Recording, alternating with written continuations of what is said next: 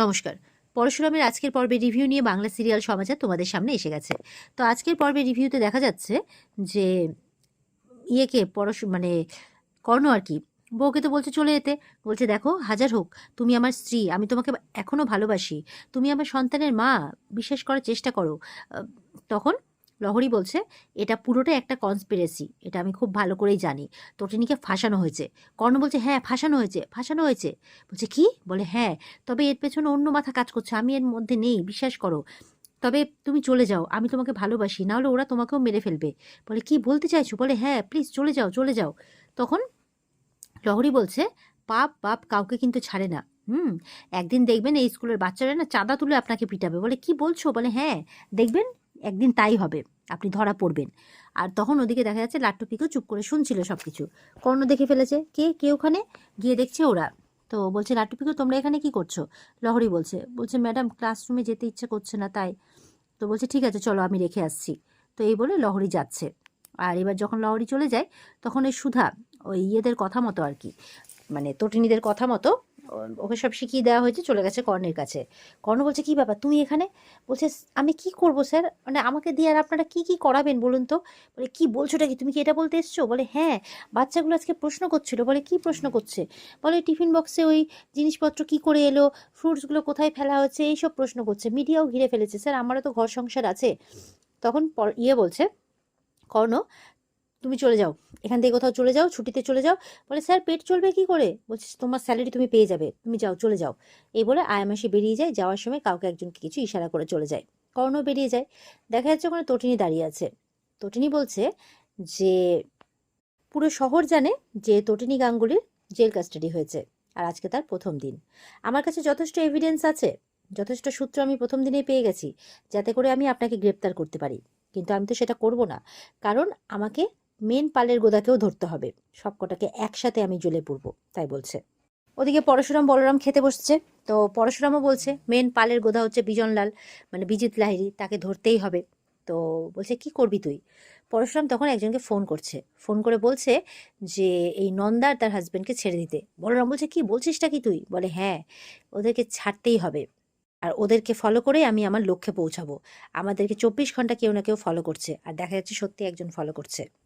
বাইরে তো press media ভিড় করে আছে, তটিনী গাঙ্গুলির নামে যা তা বলা হচ্ছে, যে এইভাবে বাচ্চাদেরকে ইউজ করেছেন উনি নেশার জিনিস পাচার করার জন্য, আর যার জন্য মানে আইন ওনাকে ছেড়ে কথা বলেনি, উনি জেল কাস্টাডিতে, মানে জেলে আছেন।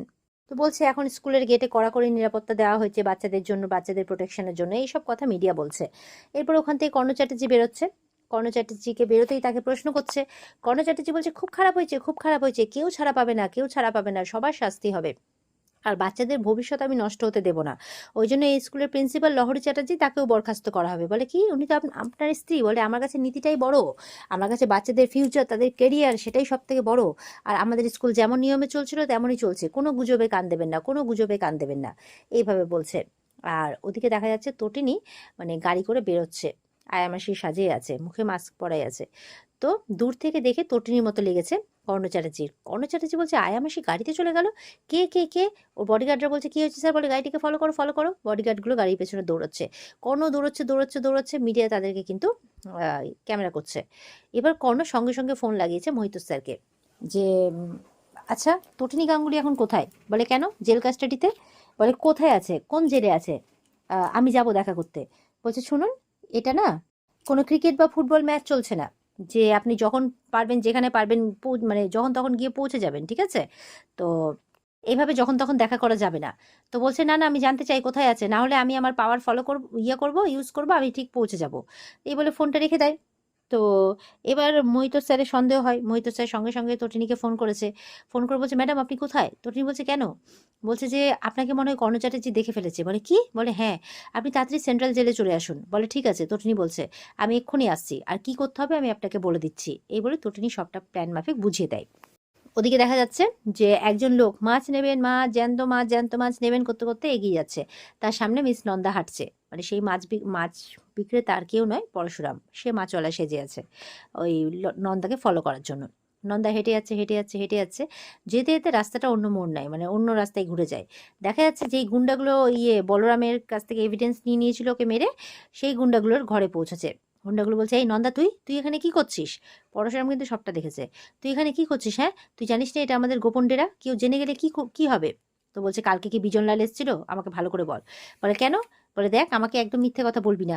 অনেক বছর আমি ওকে দেখিনি, অনেক বছর আমি ওকে দেখিনি। কাঁদছে আর বলছে, দুটো মানুষকে খুন করেছে ওই লোকটা, দুটো মানুষকে খুন করেছে, নন্দা আর একটা আমার পেটেরটাকে। এইভাবে কথাবার্তা বলছে। বলতে বলতে ওর বর তো শুনে ফেলে, আর একদম হাসুয়া নিয়ে কাটতে এসছে ওর বর ওর বউকে এই কথা শুনে। কারণ ওর পেটে বিজনের বাচ্চা ছিল এটা শুনে আর কি। এবার তো গুন্ডাগুলো বিজনকে আটকাচ্ছে, তখন ওর বউ পালিয়ে গেছে বাইরে। পালাচ্ছে পালাচ্ছে পালাচ্ছে পালাচ্ছে, পালাতে পালাতে সেই মাছওয়ালার পেছনে গিয়ে লুকিয়ে পড়েছে। তো সেই মাছওয়ালার কেউ নয়, পরশুরাম।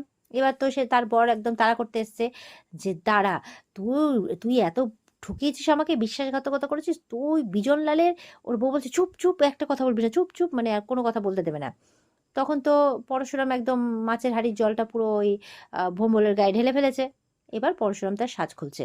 সাজ খোলার পর পরশুরামকে দেখে কিন্তু ভোম্বল আর ওর বউ দুজনেই অবাক। এবার পরশুরাম একটা ঘুষি মারে ভোম্বলকে, আর বলছে, মাছ বিক্রি করতে আসেনি, এসছি রাঘব বোয়াল ধরতে, এই বলে আবার মেরে মাটিতে শুইয়ে দেয়। এবার ভোম্বল কিছু করতে গেলে ভোম্বলের পেছনে এসে রিভলভার ধরে নেয় বলরাম। বলছে, এই একদম নড়বি না, শুট করে দেবো কিন্তু। এবার পরশুরাম প্রশ্ন করছে, আমি জানতাম যে আপনার সাথে বিজনের একটা যোগসূত্র আছে। তো আপনি থানাতেও মিথ্যে কথা বলেছিলেন, এখনো মিথ্যে কথা বলছেন, লুকোনোর চেষ্টা করছেন। তবে ওই চিঠিটাও আপনিই লিখেছিলেন, এটাও সত্যি কথা। আপনি জিজ্ঞাসা করছিলেন না ভেতরে বিজনলাল কালকে এসেছিল কিনা? হ্যাঁ, বিজনলাল এসেছিল। শুনে অবাক হয়ে যায় এই আর কি নন্দা। তো বলছে যে, কিন্তু প্রশ্নটা হচ্ছে, বিজনলাল কে? সে শিবানীর স্বামী, নাকি আপনার স্বামী, নাকি আয়ুষীকে বিয়ে করতে চলেছে? তখন বলছে, আয়ুষী? আয়ুষী কে? ওদিকে দেখা যাচ্ছে আয়ুষীর বিয়ের পুরো তোড়জোড় চলছে। তো বিজিত আর আয়ুষীর নাকি আইবুড়ো ভাত, খুব হইচই মজা একদম। শালিতে মিলে বিজিতকে টানাটানি, একেবারে আদি ঘরবালি, কত কি কথাবার্তা হচ্ছে। আয়ুষী বলছে, না না, কোনো আদি ঘরবালি আমার দরকার নেই, আমি পুরো ঘরবালি হতে চাই, আমি খুব পজিটিভ, এইসব চলছে। ওপর থেকে প্রাচী নেমে আসছে। প্রাচী সাজগোজ কিচ্ছু করেনি, নর্মাল যেরকম জামা পরে থাকে সেরকমই পরে আছে। তো জিৎ মুখার্জি বলছে, কি ব্যাপার, তুই কোনো সাজগোজ করিসনি বাড়িতে, এত বড় একটা অনুষ্ঠান, এরপর আইবুড়ো ভাতের মতো নাচ গান হবে? বলে, না মানে, তখন বলছে নন্দিনী, নাকি তুই উল্টো সুর গাইছিস? বলে, না না, আমি উল্টো সুর গাইছি না, আসলে বিয়েটা আমি মন থেকে ঠিক মেনে নিতে পারছি না। জিৎ মুখার্জি বলছে, কি, মেনে নিতে পারছিস না? তাহলে এখানে থাকবি না, বেরো এখান থেকে, যা উপরে চলে যা, চলে যা উপরে। তখন তটিনীর মা আসে। বাড়িটা কি তোমার একার নাকি? তোমার মাথার উপরে আরেকজন আছে, এটা ভুলে যেও না। বলে, না না, আমার মাথার উপরে কেউ নেই, আমি সর্বে সর্বা, এরম ভাবে বলছে। নন্দিনীকে বলছে, তোমার মাকে ভালো করে বুঝিয়ে দাও, এই শুভ কাজে যাতে কোনো ব্যাঘাত না ঘটায়। বলে, শুভ কাজ? তটিনীর মা বলছে, কোনটাকে শুভ কাজ বলছো? তো আরাধ্যার মায়ের স্মৃতিপর্ণা বলছে, কেন? এই যে আইবুড়ো ভাত হচ্ছে আমার মেয়ে জামাইয়ের। বলছে, ও আচ্ছা, জামাইকে ভালো করে কোষ্ঠী পাথরে যাচাই করে নিও কিন্তু, আজকাল কিন্তু নকলের যুগ, নকল চলছে, এই যে ইমিটেশন, এরম ভাবে বলছে। তো বাবিন তখন মানে আরাধ্যা বলছে, তুমি নাক গলাচ্ছ কেন এই ব্যাপারে এসে? তোমার পছন্দ নয় তুমি চলে যাও, তোমাকে তো কেউ ডাকেনি, আমরা আইবুড়ো ভাত দিচ্ছি, আমরা হইচই করছি। বাবিন বলছে, না, তখন বলছে আরেকবার যে, আসলে তোমার দলে তো কেউ নেই, শুধু আছে ছর্দি ভাই, তাই না? বাবিন বলছে, ছাড় এখন এসব কথা। আর বলছে, তটিনীর মাকে বলছে, তোমার যদি পছন্দ না হয় তুমি যাও এখান থেকে, চলে যাও, ঘরে চলে যাও, এবার মেজাজ দেখিয়ে একদম বড় ছোট জ্ঞান তো নেই, এরকম ব্যাপার।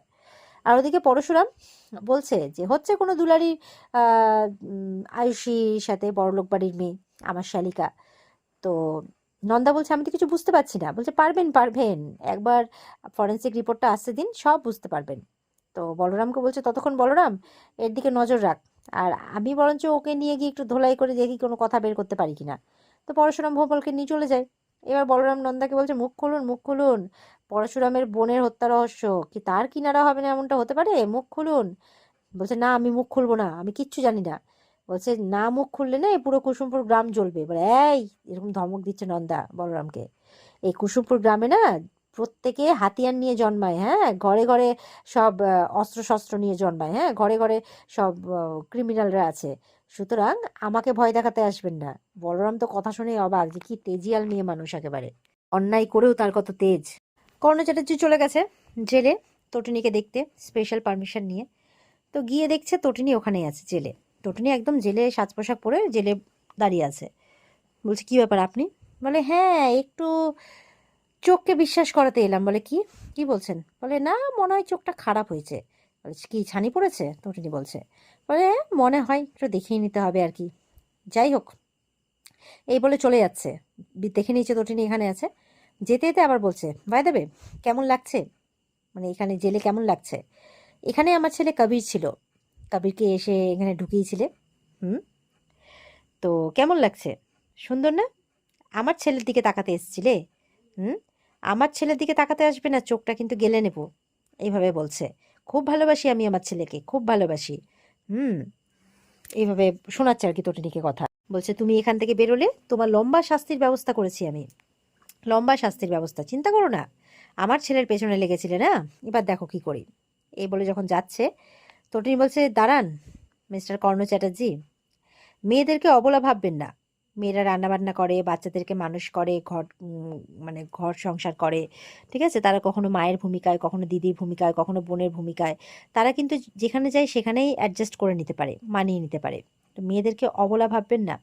এই যে আপনারা যে দেবীর পুজো করেন না, অধিকাংশ দেবীর হাতেই কিন্তু অস্ত্র থাকে, এটা ভুলে যাবেন না। এরকম কথাবার্তা হচ্ছে, এরকম কথাবার্তা হতে হতে এখানেই কিন্তু আজকের পর্ব শেষ হয়ে যায়। তো এই ছিল আজকের পর্বের রিভিউ। ভালো লেগে থাকলে পর্বকে লাইক কমেন্ট করে জানাতে ভুলবে না, আর আমাদের সাথে জুড়ে থাকতে চ্যানেলকে সাবস্ক্রাইব করতে ভুলবে না। দেখা হচ্ছে তোমাদের সাথে আগামীকালকে। পর্বের বিস্তারিত দেখার জন্য অবশ্যই স্টার জলসার পর্দায় চোখ রাখবেন। টাটা।